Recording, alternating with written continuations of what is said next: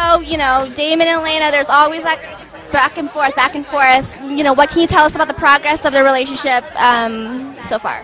People typically think that Damon and Elena have this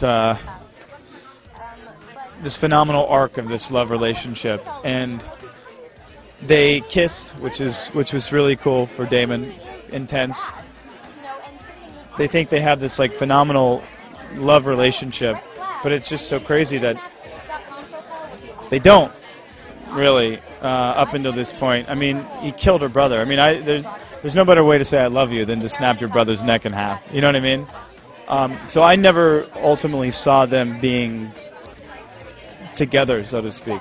But this whole back and forth thing, you realize because people in our lives, we do go back and forth. We are human beings. We are drawn to something and then we pull back from it because we've realized for whatever reason it's not good for us, or it's not healthy, or it's not safe, but we're drawn to it. And this show was always about this thing where, especially with Damon and Stefan, as a vampire, where you can love someone and not want to hurt them, but there's something about it that makes, there's something about being this being that makes you want to, what did you love someone? You want to rip their neck out. I mean, that is a very strange reality. It's a weird reality. With Damon and Elena, there's something unspoken there that they can't explain. What an awful situation to be in. My brother, who I love, I've had every opportunity in the world to kill, but I haven't. And he hasn't killed me. I'm in love with the same woman twice over. Same woman, looks alike, just different people. You know, it's one of those fool me once situations, you know. But it adds for great, I mean, it makes for great storytelling. And I think that the two of them, i.e., you know, Damon and Elena, have a lot of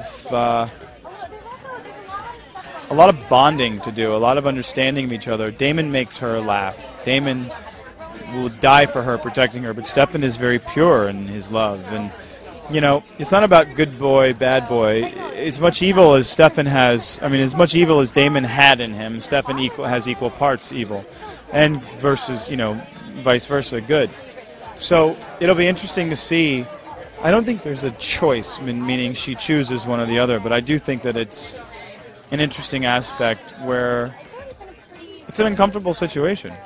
And when, you know, if Elena ever does admit her feelings verbally, either physically or whatever, how would Damon react? What would be his first, you know, thought? As to what?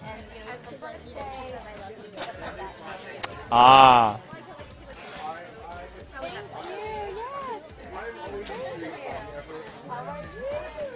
I think what they should do is Damon should just kidnap her and take her to the Caribbean, buy some island, just hang out for a while. You know what I mean? See if she really means it.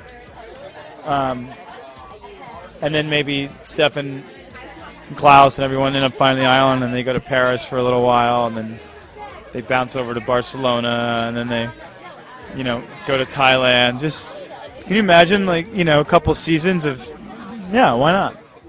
And quickly, Sage is coming in present day Mystic Falls. Can you talk a little bit about that quickly?